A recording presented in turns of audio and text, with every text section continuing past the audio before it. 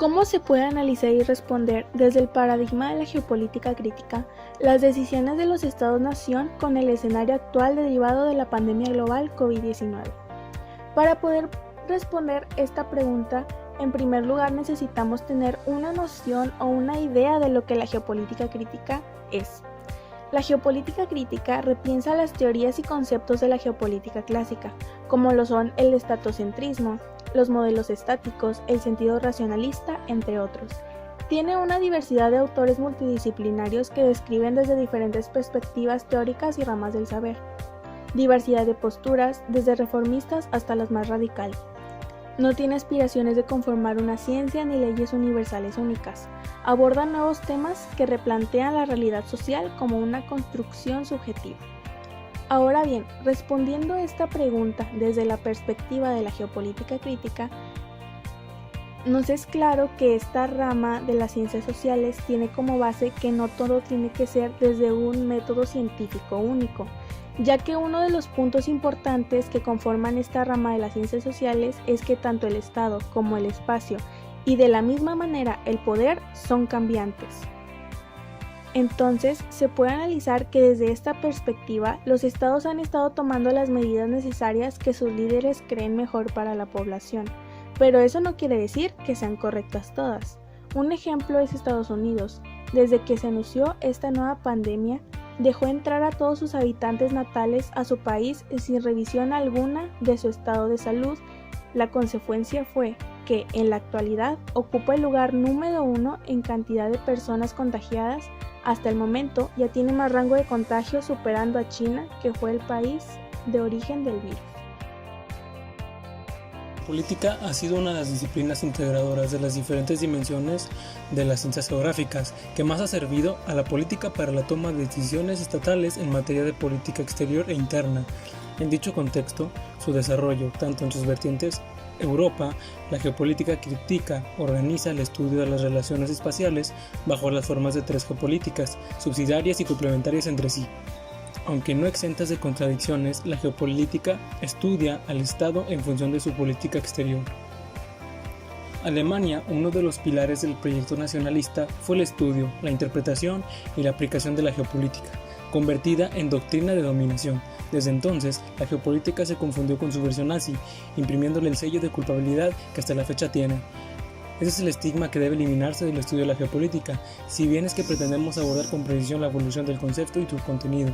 La geopolítica de Kalhen es síntesis de una serie de planteamientos conceptuales, en principio separados en tiempo y espacio, pero conectados finalmente por el vocablo.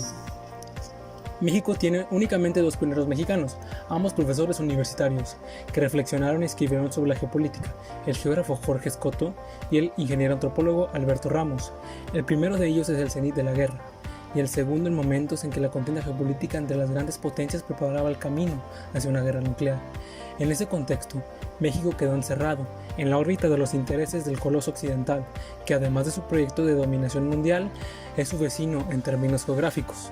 En pleno siglo XIX, los postulados originales de la geopolítica, básicamente concentrados en los espacios superficiales del mundo, terrestres y marítimos, tendrán que incorporar las dimensiones aéreas y submarinas y tal vez considerar el espacio ultraterrestre como dominios de la geopolítica.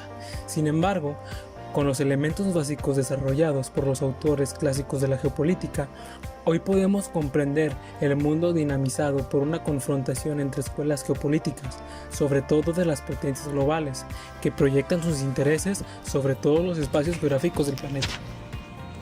Lo que persigue el planteamiento clásico generalmente es el adquirir aquellos conocimientos integrales de un país, ya sea en un aspecto geográfico, económico, social, así como también estratégico.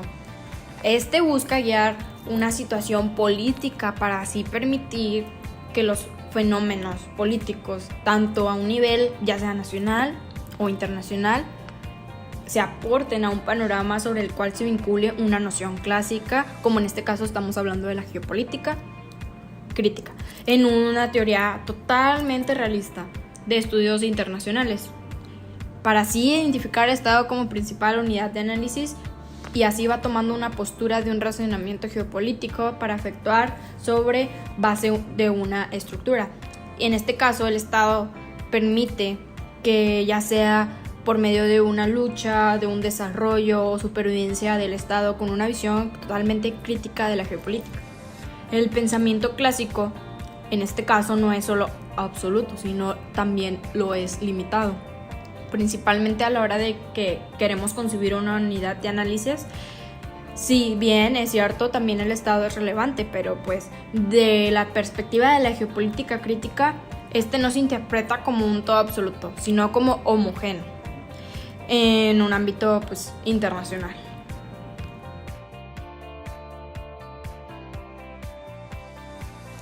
Las transformaciones internacionales a las que está asociado el concepto de nuevo orden mundial pueden darse tanto en el campo de las ideologías políticas como en la configuración del poder planetario. El término aparece cada vez que hay un acontecimiento internacional de gran relevancia o al que se le quiere dar un significado en particular. De nueva cuenta, la expresión fue usada hacia fines de la Segunda Guerra Mundial en el contexto de la creación de la ONU, como institución que iba a sustituir de manera definitiva a la Sociedad de Naciones, cuya actuación no había podido construir el escenario de equilibrio de poder, paz y justicia internacionales que las potencias habían propuesto desde el Tratado de Versalles. Con mayor énfasis fue anunciado posteriormente al final de la Guerra Fría. Su principal contenido tenía que ver con el espíritu de concordia y cooperación que las superpotencias se comprometían a establecer en 1991 en adelante. Además, se asoció con la nueva imagen del triunfo del orden liberal sobre el mundo socialista. Lo que sí fue novedoso fue la forma como Estados Unidos, en el escenario de la posguerra fría, encabezó una nueva forma de supremacía que llegó a ser denominada la era de la superpotencia solitaria. Su influencia se acercó a las fronteras globales y traspasó los límites que se habían marcado durante la confrontación de la era bipolar. Existen otras ideas asociadas con la novedad de la posguerra fría. También se vincula con la idea de gobernanza global, que implica un sistema de reglas no formales que respetan no solamente los actores estatales, sino también los privados, como empresas, sociedades filantrópicas, fundaciones, etc., lo que se le conoce como enfoque de los regímenes internacionales. Nos pareció muy interesante en el libro de Kissinger en su señalamiento de que the concept of order that has underpinned the modern era is in crisis. Señala que este concepto de herencia europea surge a partir de la idea del equilibrio de poder y fue enriquecido por el interés estadounidense por la democracia y el libre comercio.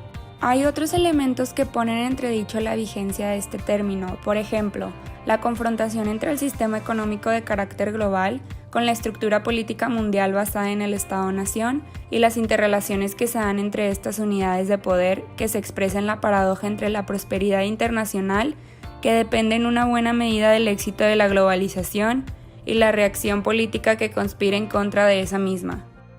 Ahora, en los planos tanto teóricos como de análisis de un nuevo orden mundial, resulta muy interesante la propuesta de Robert Cooper sobre el Estado posmoderno y el orden mundial. Este autor hace una descripción del viejo orden mundial que concluye con la Guerra Fría. Posteriormente describe el nuevo orden mundial como un puente de convergencia histórica del mundo premoderno al moderno y al posmoderno, que se caracteriza por la debilidad del concepto de soberanía y por los procesos que van diluyendo la distinción de los asuntos nacionales y externos. Lo que ahora se considera geopolítica crítica es definido por Agnew en Why Criticizing Grand Regional Narratives Matters, publicada en 2013, como el sentido crítico de que la política mundial se basa en innumerables suposiciones y patrones sobre cómo se utilizan en las divisiones geográficas del mundo, los planes estratégicos, las imágenes globales y la disposición de continentes y mares en la producción de la política exterior y su legitimidad popular. Estos supuestos y patrones se consideran construcciones sociales con fines sociales y políticos que no forman parte de un orden geopolítico. En el apartado de los planes estratégicos que menciona la geopolítica crítica puede sostener la creación de la ONU, ya que fue una estrategia al sustituir de manera definitiva la Sociedad de Naciones, cuya actuación no había podido construir el escenario de equilibrio de poder, paz y justicia internacional que las potencias habían propuesto desde el Tratado de Versalles.